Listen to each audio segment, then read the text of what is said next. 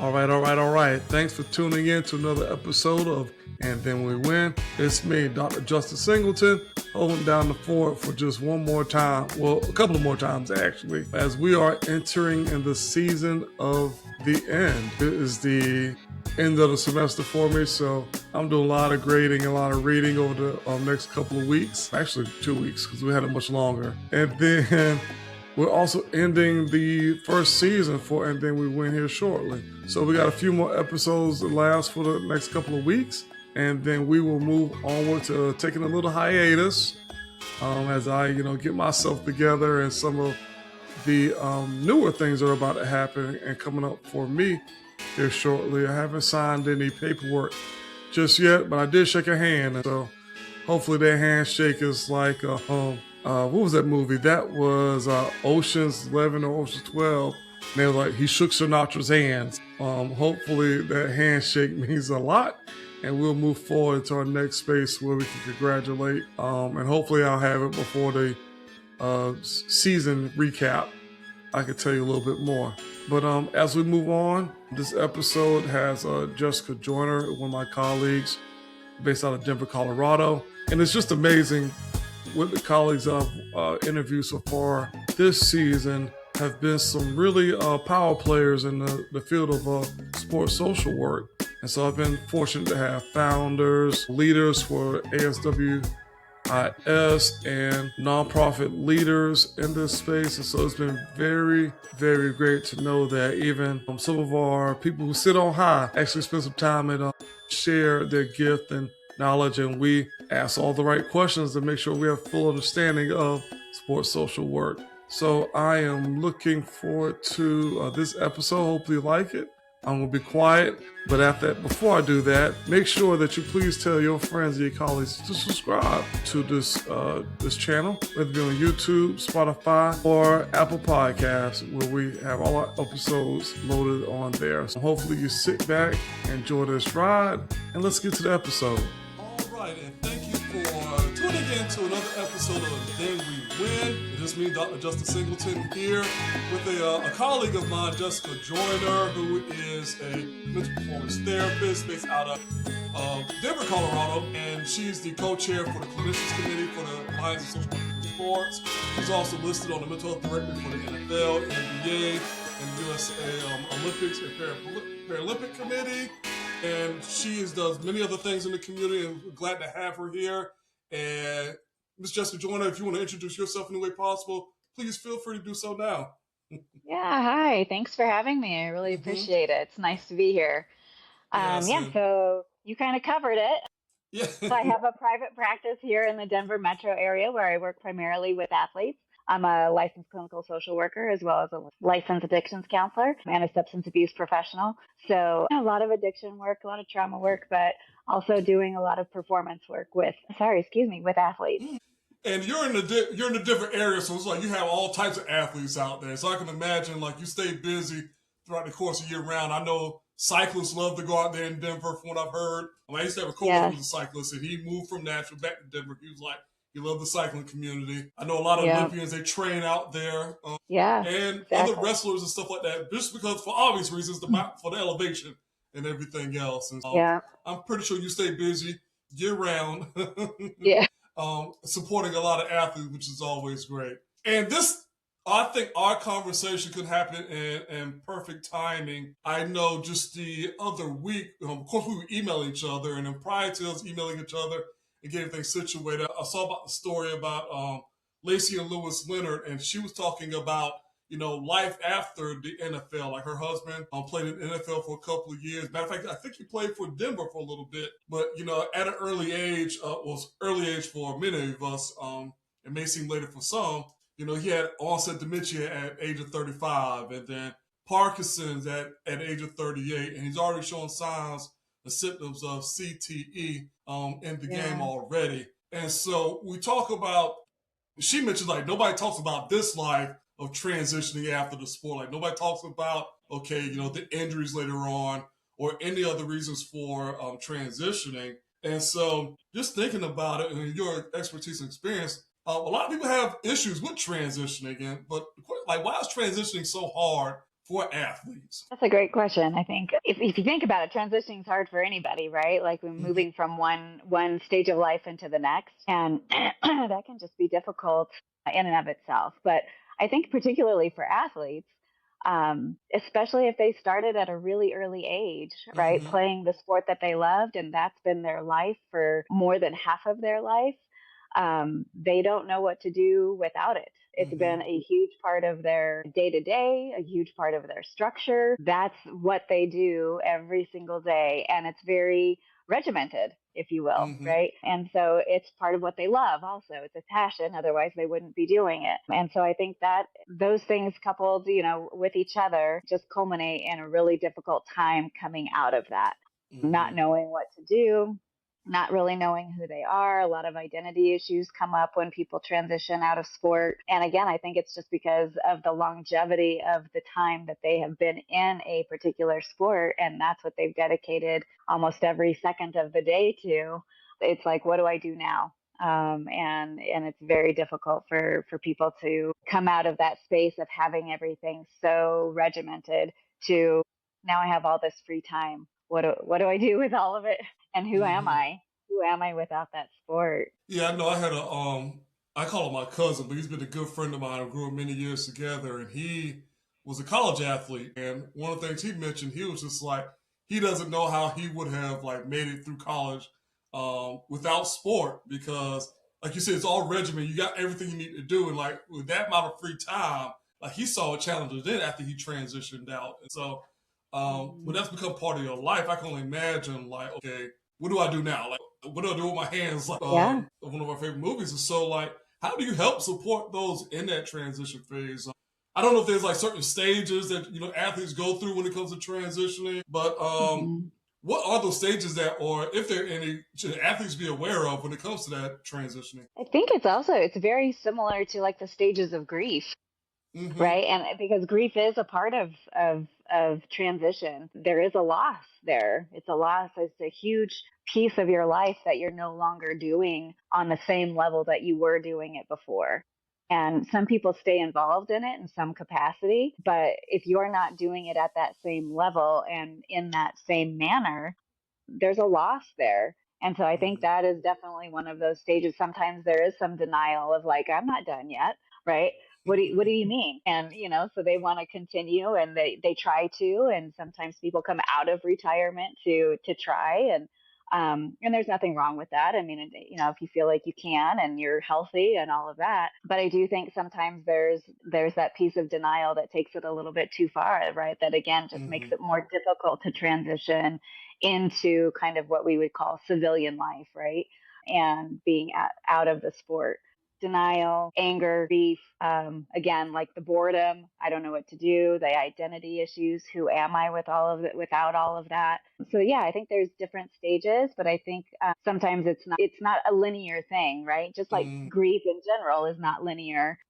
We don't go from one stage of grief to the next in that type of fashion. It's like I always kind of liken it to a big ball of yarn, right? It's not laid out in this single fashion. It's like this big crumpled ball of yarn that just is a big mess. Because sometimes one minute you can feel like, okay, I'm maybe in that acceptance stage, and the next minute you can be angry and back in denial and not Mm-hmm. wanting to accept what the transition is. So yeah, I definitely think that there are those stages, and sometimes it's more difficult for athletes to overcome one stage versus the next. But I do think grief is a huge part of all of that. Grieving a lifestyle and a life and the sport that they once had and loved and had this passion for, and they still have that so much that it's like, what do I do with this? What do I do with that love? It is kind of like a death, and I think that can be really hard for athletes. And so, I guess, how is your like? What is your role in that space? Because I know that with athletes, you say it is grieving part, and so you have that frame. Some people think they're Tom Brady; they can go 20 years, and some of them can't. That's a lot of the athletes. Everybody's not a Tom Brady. Right. So, like saying that, okay, they feel like they still can go, and you just know like enough is enough. Like, okay, you need to, maybe let's go through this process. What is Hmm. your role in that? Because I know you just can't tell them, hey, you just need to quit. You know, because that could Right, just be right. pretty painful. I can imagine. So how does you as a therapist slash social work, like, what do you do in that space and do it and help out? Yeah, I think that's a great question. I think, for many athletes, it's standing alongside of them and kind of helping them process where they're at and how to get to the next stage. Sometimes they just need a little bit of that roadmap and they need the explanation of like, it's okay to be in that grieving process. It's okay to not know who you are without it. And let's start finding out who you are. Right. Mm-hmm. Let's start because you are an athlete, yes, and you've been, say, a football player or uh, a downhill skier, I think of Lindsey Vaughn. You've been that for the majority of your life. And Mm-hmm. we're not putting that away. We're not saying you're not that anymore, but there's more to you than that. And it's finding out who those other aspects of you are.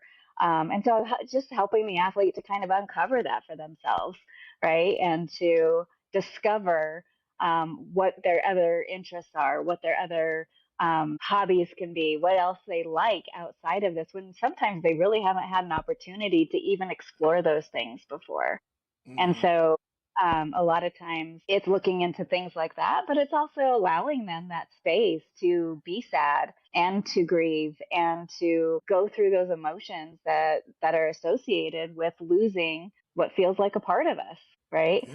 And so it's okay for them to take that time and to not rush that, but to also help them to not stay in denial, to not stay in grief. But again, just like when you're grieving anything, it's not that grief necessarily even goes away, it becomes less intense, right? Mm-hmm. And so, how do we accept the grief? How do we accept it when it's intense and accept it when it's not as intense, right? Like, how do you put those passions into other aspects of the game that you loved, Mm-hmm. or how do you also channel those into other hobbies and other interests and become passionate about something else as well? And I just, my role is to just help them discover those things and to also help them and encourage them and just, again, just to advocate for them and to stand beside them as they do those things. And sometimes they just need a little bit of a different perspective or, an outlook, to see things just a little bit differently and to open their eyes that like, oh yeah, I guess there are other things besides the sport that I was doing for more than half my life. There are other things in the world to explore and do. So yeah, that's my role. Yeah. And everybody, it sounds easy, everybody, but just know that it takes some time. You can only imagine all the work that goes in Mm-hmm. behind that because it can be a lot of, I feel like, a tug of war, like, pushing and pulling it along the way in that aspect because this Yeah. has become part of their identity. And it's Mm-hmm. funny you mentioned the whole Lindsey Vaughn situation because I can imagine that's going to be a Mm-hmm. hot topic. I even posted a discussion board in my intro to sports social work class about Oh yeah. how would they take on what they thought what they would have done as a sports social worker in that space working Mm-hmm. with Lindsey Vaughn. Because I can only imagine what it was like. She 41. I didn't realize Lindsey was 41. I didn't know she was back in the Olympics again. I thought she was like done. Yeah. But she's been part of this sport for so long, and then everything was feeling fine. She said leading up to it, and then all of a sudden, we had this accident happen, and Yeah. then the whistleblowers, everybody else start coming out. So I can only imagine what she's going Mm-hmm. through, and that's going to be part of the process when it for those athletes as a sports social worker. Mm-hmm. Was it more of an ethical thing? Was like, okay, should we told them not to go out there at all, or or just go out there and try? And so I can only imagine what that was like. I'm not gonna put you Yeah. on the spot and say what you would have done in that situation, but it's challenging. It's It challenging, is. I and think the that is one for thing that, those. sorry, Go go ahead, ahead. go ahead. No, no, no, no. I was just gonna say, sorry, excuse me. I think one of the things that I follow Lindsey Vaughn on Instagram and stuff, and so I think one of the things that sticks out to me about her and about this accident and her crash is, she was retired for like 6 years before this comeback, Mm-hmm. and I think she had that time to kind of transition already, even though she has been working on coming back. But I think she's very very in tune with who she is outside Mm-hmm. of her sport, and I think that is probably going to help her greatly through this injury and through recovery, because I think she maybe one at one time, and again I don't know her entire story, so I'm making some assumptions here, but maybe at one time she was very identified as and solely as kind of that, I'm a skier, I'm a downhill racer. Mm-hmm. But I think over time, she has definitely developed more of an identity outside of that as well. And I think she does have other interests and other hobbies. And so I do think that that will probably help her in this, again, horrific crash that she had, and Mm-hmm. huge letdown and disappointment. I know she's, I mean, I'm disappointed for her. I felt so bad and so sad. Was, I watched the crash and stayed up late, or early Mm-hmm. or whatever, however you want to say it, and watched it live. And I was just like heartbroken for her. So because I know, again, I watch her and I follow her, so I watched how much she had trained and how hard and all the dedication and everything. And so, but I do think that that is one of the things that will help her along the way, is that I do think she has that identity outside of that. Doesn't mean this isn't sad or disappointing, and she's allowed to have all of those feelings, right? And that, I guess that's kind of how I would work with her if it were me, kind of in her corner and standing alongside Mm-hmm. of her. Yeah, you're allowed to feel all that. Let's talk about it, right? Let's figure out what that feels like and what that is. And you can be disappointed, and that might last for a while. And Mm-hmm. the sadness and the pain and all of that, the emotional pain, the physical pain obviously is going to last for quite some time. But yeah, I think, again, being able to also help point out to her, though, that she does have so many things outside of downhill racing, and how can she lean on those things during this difficult time? Yeah, I hate that happened to Lindsey Vonn for sure. And then the good thing about it, I mean, we know that no athletes are the same. So you mentioned like she had that pre-retirement, so maybe she was kind of ready for it. That and maybe there might be some excitement or joy with her. She's like, okay, I went out there and gave my all. I know I made the attempt, but unfortunately, this is just one of those things that happen, and it Yeah. comes with the territory of the sport. Maybe Yeah. she might find some satisfaction, like, hey, I gave my all. Unfortunately, we had an injury, but now I know that you don't have that what if in the back of your mind anymore as much. Exactly. She may not take it as that way, but it's probably the direction she probably can go with this. But I know for me it was like, okay, I gave the good old college effort the last time around. I could Hmm. still go off on a high horse saying that I made the attempt, but every athlete's not the same, and so she's actually had one of those. Now she got one of those retirements where it was kind of forced upon her, and Hmm. just thinking about, there's various different type of transitions. It could be, involuntary. It could be forced upon you. There could be some involuntary retirement, like she mentioned. And there may be some other ways or reasons why people have to transition. What do you think is probably one of the more, I guess, challenging situations to help or support with in regards to making that transition? Because everybody leaves a different way. Right. Yeah. Yeah, that's a great point. And I think one of the toughest some different athletes that I've worked with is when it's not their choice, right? Mm, Whether that's they got let go from a team or an organization, didn't get picked up from another team, or injury, right? mm-hmm, And the injury took them out and it's taken them out for good. I think when it is not their choice and they're not ready, right? They haven't left it all out on the field. They haven't had mm-hmm, the chance to, feel like they gave it their all for X amount of years. I think that's one of the hardest times for athletes to transition. That's what I've seen in my, that's where the struggle is the most. When people are able to kind of make that choice and have that autonomy to say, like, okay, I'm done. Like, I have left it all out there. I've given it my all. I don't have anything else left to give. My body's giving out. It's time, right? mm-hmm, That's a different mindset than somebody else kind of saying, being, again, taken out by injury, and all of a sudden, nope, you can never go back. It's done. Sorry, but you're out, right? Like, that's a different mindset, right? Like, that's a different mm-hmm. approach. There's a different set of emotions that come with that. Again, anger and grief are maybe more intense in those situations versus somebody else who's made the choice to leave. So yeah, I definitely think the way that you leave and Mm-hmm. the mindset around that does make a difference in how you transition. Mm. And so knowing that at some point in time, like somebody, you're gonna have to leave the game, and there will be a transition involved. Like no matter, even if you're forced out or you're leaving out on Yeah. your own terms or whatnot. Do you believe that having a transition plan of some sort is valuable? And if so, like when should an athlete start creating one? Yeah. Because I know it's like Yeah, hard that's conversation to great. have. It's just like it's almost like, oh, this is like you're saying I'm about to die tomorrow or something like that. Like I don't want to do that, but I mean Right. the game is soon, sometime for some people. Right. Right. And again, I think it depends on like what sport you're talking about and all Hmm. of that too, right? But yes, I think that would be great to have. Are all athletes kind of willing to talk about it and willing to have those discussions? Not always, right? So Hmm. again, kind of like in our social work role and as a therapist, right? You're like meeting our clients where they're at.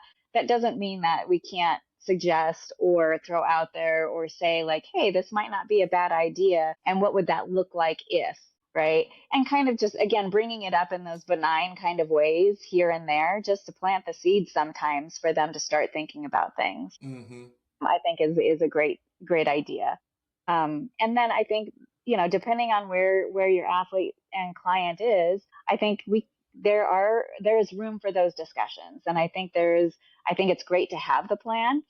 Um, and part of that plan is like, yeah, who are you outside of this? And sometimes it's not even so much putting it in that format of like, okay, you should have a plan when you need to transition out. It's just really getting them prepared, even Hmm. though they don't understand that that's what maybe we're preparing them for. It's doing it in that kind of covert way of like, yeah, so who are you outside of this? And let's talk about that. And what are your other interests? And have you done any of those interests within the last 2 weeks, right? And helping them to kind of get into some of those things, even while they're still playing, so that when they are done, the transition isn't as hard because they already have other things that they love and that they're doing and that they enjoy. And again, whether that's another sport, a leisurely sport, or if that's something in business that they really love, like, again, like looking into other hobbies, it's channeling some of those interests and helping them to see that they don't have to be so pigeonholed in only one interest being their sport. Some other things to transition is like, again, like maybe talking with the family. What will that look like? 'Cause transition doesn't only happen to the athlete, right? It happens to the family of the athlete. So that can be difficult sometimes as well. And so it's maybe talking with the family and saying like, what do you guys want to do together? And who are you together as a couple or as a family? Like if they have children or whatever, who are you when dad is home or when mom is back full time, right? Like, and they're here more. Hmm. What does that mean? What do you What are you want doing from them? home? Exactly. Right? Like we're not used to seeing you all the time. Why are you here? And so there can be lots of different nuances to those transitions. And so I think it's also important when we're talking about those transitions to include the family and to talk about what that can look like for them individually as well as together as the unit. I like that you're saying that they need to include the family because it is a big transition for them. Like life will look differently for them. They may not travel as much, on the weekends because they're not going to the games or anything like that. Mm-hmm. And so I'm big on ecosystems. I do believe the ecosystem is very important for the athlete because their life will change as well. And then they Mm-hmm. have a very important role with, how plans or whatever, with a transition plan or anything like that happens next. And so with your experience, what do you think that families and friends or the ecosystem can do better or just implement with being part of that transition plan for athletes? All right. Are we That there? was there we go. All And so right. it's fine. I'll probably have to edit again, but so I can do that. But All right. I'm gonna ask a question just about what do you feel like family and friends can what can their role be with helping out with the transition plan or transitioning for their significant other? Because I know that they pretty much relied on this person so much during their career, and so life is going to change for them too. Right. What can they do as far as their role in this space? Yeah, I think that's an interesting question, right? For those who are in that space of being the support role, right? And I do think that some of what I've seen is the difficulty in relationship, right? Because somebody's gone so often that there isn't a lot of time for relationship. And when they are there, it can become, surfacey, or it can just be about like the kids or transactional, right? Versus really about intimacy. And so I think a lot of times when that transition happens, because the person is now home all the time, doesn't have structure, it's like again, like who are we and who are you? And I don't know this person really, like this, like again, because like they can shift and change, right? There's definite attitude shifts, and if they're going through depression or any kind of that based off of like having to, transition out of sport, that can be really difficult. And how that comes out can vary. But if it say comes out in, if the depression kind of manifests in anger, right? If the person always has an attitude and is always angry and is always snapping, I think the loved one and the family and or friends, if noticing that, can, gently say like, hey, like, how are you? What's going on? What do you need?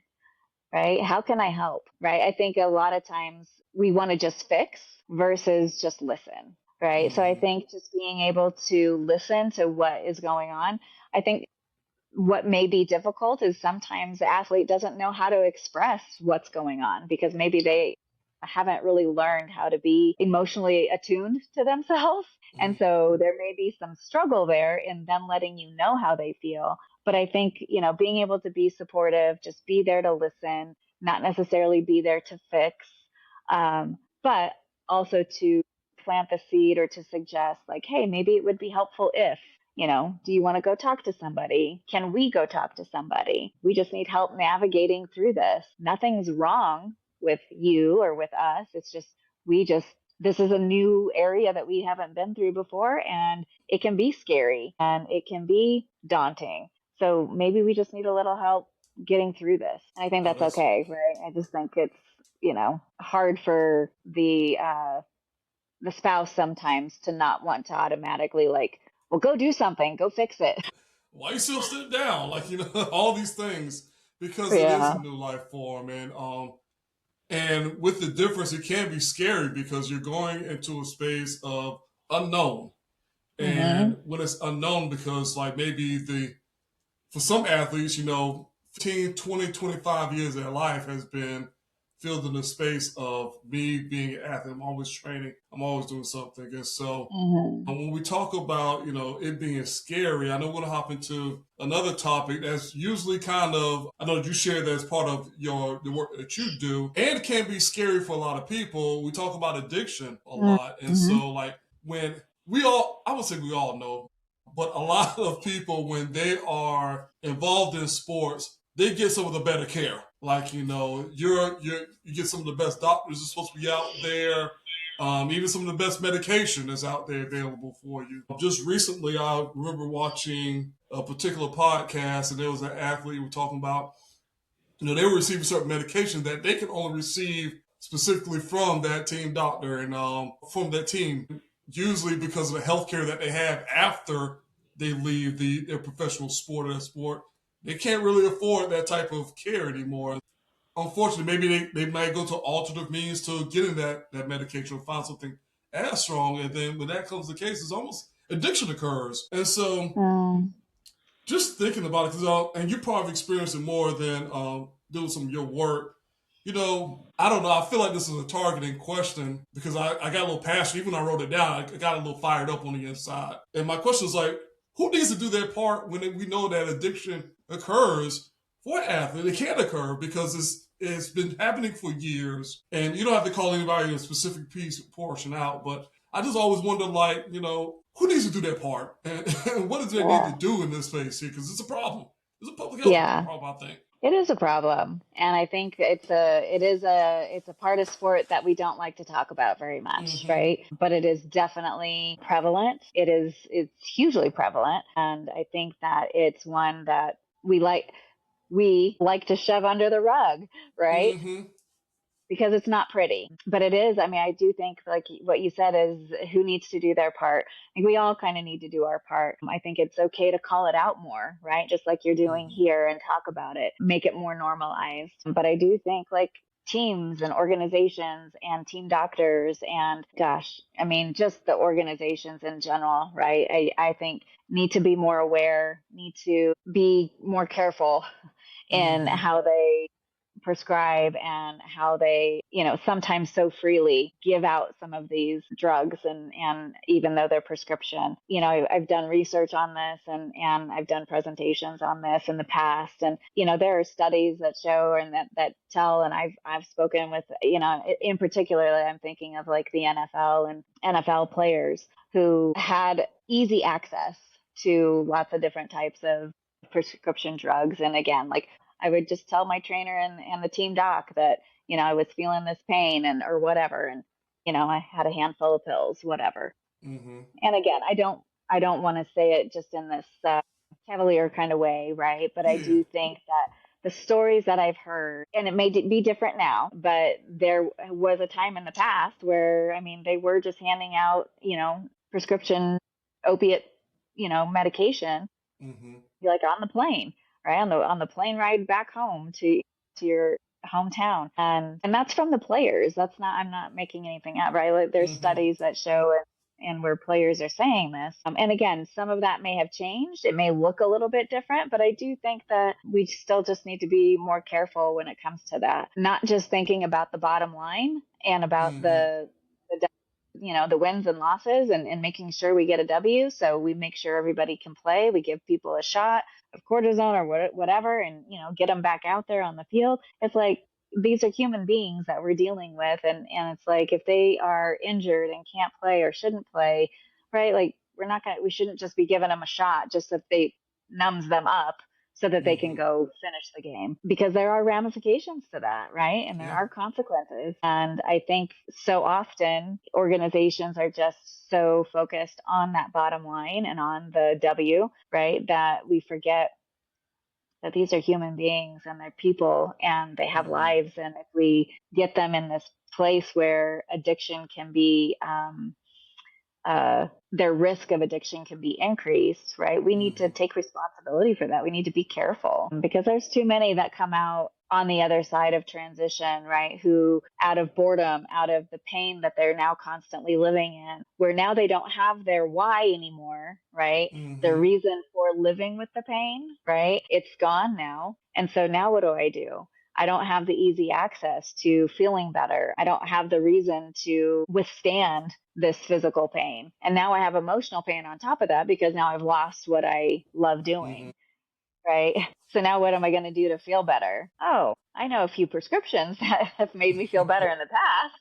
Well, let me go grab some of those, right? And again, sometimes they can get the prescriptions and they still have some, relative proximity to team doctors or to good health care or to whatever. But sometimes they start doctor shopping, right? I mean, Mm-hmm. again, and this doesn't happen all the time, and I'm throwing some things out there that can occur, don't always occur, but it has happened, right? And then Yeah. you have people who are suffering and trying to end the suffering by using some different types of drugs, whatever those may be. And so I think a lot of times it's asking people, like, not how they got there, but what are they using the drug for, to help with, right? Mm-hmm.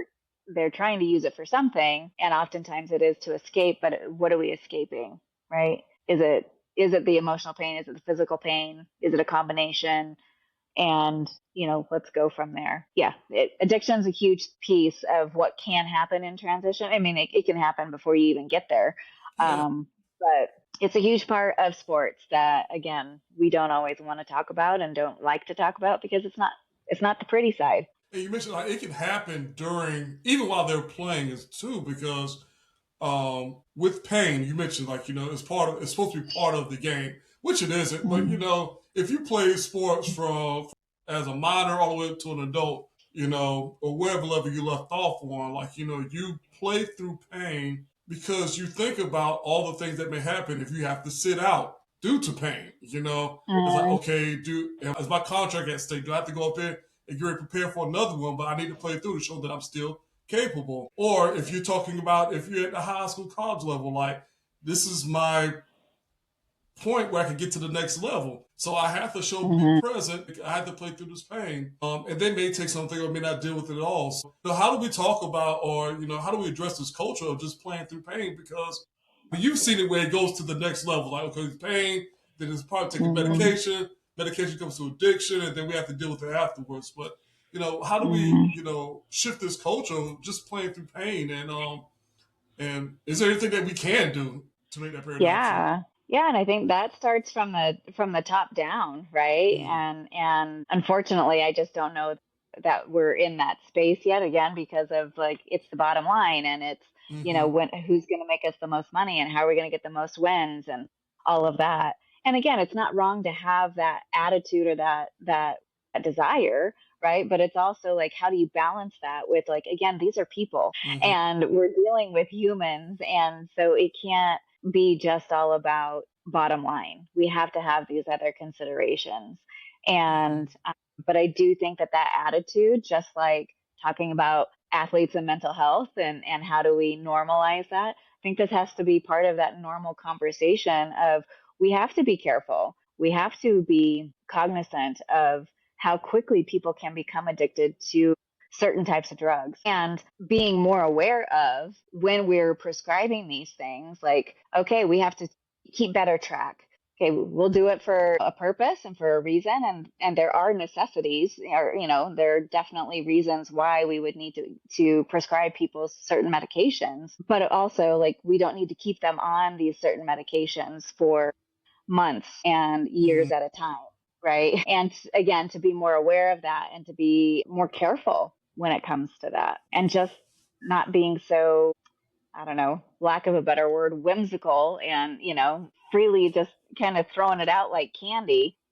Mm-hmm. It needs to be better monitored. And I think things have changed to some degree where they are better regulated.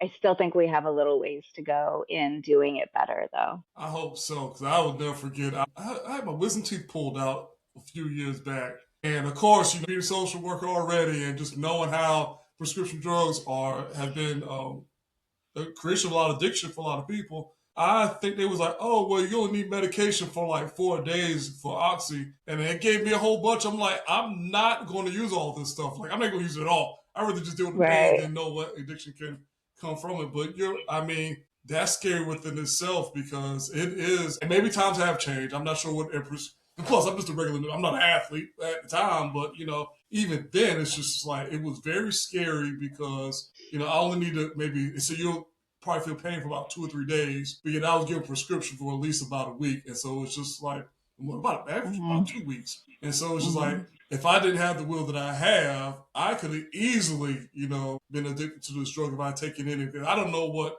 I've Yeah. never taken any type of strong pills like that before, but in the back of my mind, just knowing how easily addiction can occur for some people. But even when Yeah. you're just doing this for, to play, you hear a lot of Yeah. athletes or you're taking medication like you said, for long periods of time, just to say they Yeah. can stay, because they may have injury on top of injury on top of injury, and they're Yeah. still dealing with it. And so Yeah. that I've is dealt scary with because it is, and I think I had a client who was a D1 athlete and became addicted after an injury and a surgery. And again, was on the medication because it was prescribed and was taking it mm-hmm, as prescribed. But again, like the breakthrough pain and all of that, and it's like, oh, I'm just going to take a little bit more because it really hurts. mm-hmm, And in the process of rehabbing and all of that, like, okay, the pain is still there, it's still hurting. What do I do now? Well, these pills are helping with the pain, so let me take more. And sometimes people don't realize, again, like when you take more, right, you're increasing your risk of addiction, right? mm-hmm, And it does not take long for people to be kind of the my client was prescribed OxyContin, and it does not take long for people to become addicted to to any kind of opiate, but um, you can take it as prescribed and you can still become addicted. mm-hmm, So it doesn't even mean that you have to take more and more and more. I mean, does that end up happening? Yes, it does. But oftentimes I have had other clients who are like, yeah, I took this as prescribed and I didn't take any more than what was prescribed. But when I stopped taking it, when I was out, like I didn't feel good, right? mm-hmm. That's withdrawal, right? That's already you're going through withdrawal symptoms. And people don't recognize or realize that even when you take things as prescribed, you can still become addicted to things. Yeah. So and unfortunately for this client, ended up taking more and more and so had to was struggling, and that was while he was playing, but ended up, with the injury, he was out. But at the same time, I mean, he was part of being out, and that transition of just even being out while you're injured, not being a career ending injury. Mm-hmm. He was able to go back. But in that time, like, because of that transition and the injury, that brings up a lot of stuff for people too, as far as like, I'm not practicing with the team anymore. I'm feeling really isolated. I'm alone, right? And now I'm in pain, and now I have all these drugs and I'm bored. Well, Mm-hmm. I'm just gonna pop some more pills so I can go to sleep, or Mm-hmm. whatever. So there's lots of different factors that then can increase your risk Yeah. of becoming Or I'm addicted. trying to hurry up and get back so I can get back out there and play. So maybe if I take a couple more, it'll fix the problem Right, faster. And Lord, like you said, you're leading yourself towards addiction, unfortunately. right. I want to fall back some because you said you did some research on this area. And I was wondering if you would like to share um, the topic that you researched and what were some of your findings that you had about the research findings that you had for your study. Well, yeah. So, I mean, I've just given some different presentations on addiction Mm-hmm. and Okay. sports, and so just kind of the history of drug use in sports, Mm-hmm. and kind of how, like, the reason behind having, like, for USOPC, or for any sport, right? What drugs can you take or can't you take? What's on the list, not on the list? Performance enhancing drugs, all of that. But again, how things lead to addiction, and how easily accessible drugs have been in the past and still Mm-hmm. continue to be, and how we just don't talk about this in sports. Again, it's the ugly side of sports, if you will, but it's a very big reality of sports, Mm-hmm. especially when you're in high contact, high injury type sports. Oftentimes, again, team doctors and things like that are at the ready with these kinds of drugs, and prescriptions to so-called help the Mm-hmm. athlete. And again, it's like, but how are we helping them? Are we really helping them? And what is that looking like? And I'm sorry, I can't pull off statistics right at the Oh, moment. I it's don't fine. I don't have them memorized, but there is a huge prevalence of addiction and of substance abuse within sports. There's a lot of different statistics on, like, D1 colleges, and depending on what sport you're in, um, Mm-hmm. the prevalence of alcohol use versus marijuana use versus opiate use, right? All of those are broken down into some different statistics. And oftentimes it does depend on what sport you're in. Mm-hmm. Some sports, there seems to be a higher prevalence in, in alcohol use, versus others. But it's not just because we get injured and now we're all of a sudden on oxycontin or oxycodone or whatever. Mm-hmm. It's how much are people using substances throughout their athletic careers to Mm-hmm. cope, to manage, to not only cope with the pain that they live with on a daily basis, and that's the physical pain I'm referring to, but also, like, with emotional pain, right? Just because you're an athlete and you're busy all the time also doesn't mean that you're not lonely, or that you're sad, or that you're not having some other life experiences that may cause some other stressors that you don't know really how to deal with, and this is a way that you cope with them. And Mm-hmm. so in some of that research or the presentation, I do remember, and again, I don't have the statistics, specifically for athletes in D1 schools, there is a much higher prevalence of use of alcohol or marijuana or whatever than their counterparts. Mm-hmm. So students, who are not athletes, but just students, there tends to be a higher prevalence of substance use among athletes, among student athletes. And again, we have to ask ourselves why, right? Why is that? Well, think of all the pressure they're under. Think of all the things. Mm-hmm. These are 18-year-old to 22-year-old kids, really, I mean, young Mm-hmm. adults, right? Who may come from backgrounds of not knowing how to be emotionally intelligent, not being in tune with their emotions, not knowing how to cope with stressors, not knowing how to cope with the pressure of kind of the scrutiny. And things have changed so much since I was in college, but I mean, there's what social media now, and there's a more intense and in-depth scrutiny of people like 24/7. There's no getting away from it, right? You are Mm, on all the time, and people don't always know how to deal with that. I mean, my goodness. I mean, live under a microscope. How difficult is that? And so I think the prevalence is only probably going to increase given the fact that there's so much about social media, and there's so much scrutiny, and there's so much negativity around, people and their performance or who they are, and everybody's mhm. got an opinion, and right, and how do you deal with that? And so yeah, there's a huge prevalence of athletes using substances and increasing in their risk for addiction later on as things continue.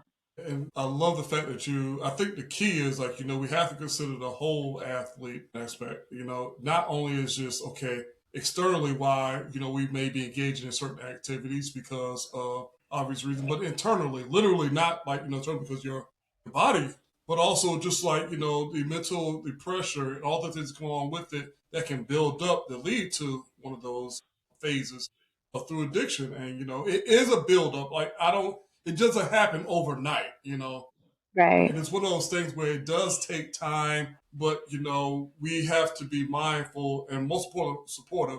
I like the fact that you mentioned that one of the key pressures that you always have to be on. The camera's always on. Now I could only even imagine, like back then, pre-social media, you probably could get away with certain things and show up in certain spaces, and you know, um, and be okay, literally. Mhm. But now, like Mhm. the even more excessive pressure, like you're always being on. There's cameras everywhere. Even it could be your local news station or just even what's on campus available. Like you just never Right.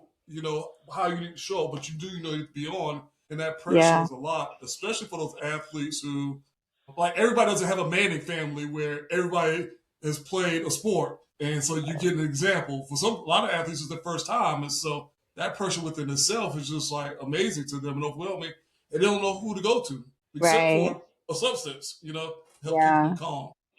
Yeah. And now there's NIL, and the pressure of that, and NIL is going to change the landscape of a lot of things, but I think that's just another way for athletes to feel pressure too, right? Oh I yeah. mean, there's a good side of NIL, and then there's the negative side of NIL, and I don't think that we know. Well, I don't think we know all the ramifications that we're going to have from that, but I can imagine that's probably going to be one of them. Is the potential to increase substance use and addiction in that realm again, because that is part of what you always have to be on. Now you have all this pressure from your sponsor or from this, that, or the other, right? Now you're making money, and so there's a sense of entitlement from outsiders of like, I see you all the time, and you're getting paid all this money from NIL, and why does that not entitle me to again have an opinion Mm-hmm. about you Mm-hmm. and Oh, to speak that opinion? oh, we And know it's going so, to happen. oh We yeah, got to find the data behind it to back it up for sure. But I mean, it is obvious, and I don't consider myself a clairvoyant or anything like that. But even like I was talking to some friends years ago when NIL was introduced, there were certain things that I called out, like I could see it happening, and lo and behold, it started happening. So we could yeah, definitely see. I think it'll be a lot of work for us, for social workers to do, in the future when it comes to the impact of NIL as being one of hmm, those variables and independently make an impact on various other aspects of their livelihood. yeah, for sure, So we know it's happening. We just got to find. We definitely have some. Give it about maybe about 2 or 3 more years, and we will definitely see some impact, some changes pretty soon. right. Jessica, I really enjoyed our conversation. I know we could probably talk a little bit more, probably all evening long, especially when it comes to addiction and transition, because these are areas that athletes will come encounter either, through themselves or secondary through Hmm. someone else that they will experience. Like, unfortunately, we know transition is definitely part of the game, but when it comes Hmm. to addiction, it's one of those things where it could happen to you personally, or you can find somebody with a teammate that's dealing with it as well. And so Hmm. before I end the show, I ask every guest because the title of the show is "And Then We Win," and we focus on all things like, okay, what do we feel like is important to address before we even think about winning or talk about winning? Um, whether it be the game or in life in general. I would like to ask you, what do you think based on some of your work and experience, what do you think is very important to address before we talk about winning with our athletes? Oh gosh, yeah, that's a great question. Really, I think it's everything other than stuff on the field or on their court of on their whatever their sport is. But because I think again, for me, it's addressing them as more of a human than an athlete, right? Mm-hmm. And they have human experiences, and so I want to highlight those things versus you're an athlete. How and again, I can work with people on performance and all of that, regardless of whatever. But I work with you as a human, not just as the Mm. performer. And I think that's the important piece is how do we see you as the human being with all the complexities that entails, and how do we help you hone all of those skills? That's what's going to help you to win better, more differently on the field, when you feel more well rounded, when you feel more balanced, when you feel more complete just as your individual person, right? That's what's going to help you take that onto the court or the field or whatever and win, right? I think your title, and then we win. Awesome, awesome. Well, thank you, Jessica. I'm glad that we finally were able to get some time locked down to have this conversation. I think it's very important for people to understand the complexities and most importantly, create awareness about it because it is it's a dark side for some people because it makes a big impact on their livelihood, but it has to be Mm-hmm. talked about because what last thing we want to have happen is it'd be a surprise, and, because we know it's going to happen, but it's just like, how do Right. we plan and prepare for it? And so, thank you for, being our content expert in this area for sure and Yeah. helping create an awareness on it because it can, no matter what level of sport that you play, there will be some transition and there will be some exposure to certain things that, you may not be aware of. And so, that can lead to Right. addiction. And so, thank you so much for being our expert. We look forward to, if you're ever in Colorado, make sure you reach out to her That's for right. sure. And Yeah. thank you for everything. I can't thank you enough. I greatly appreciate it. Yeah. Well, thank you for having me. It's been wonderful. I've enjoyed our conversation. Likewise. All right. Thank you. And this is another episode of And Then We Win.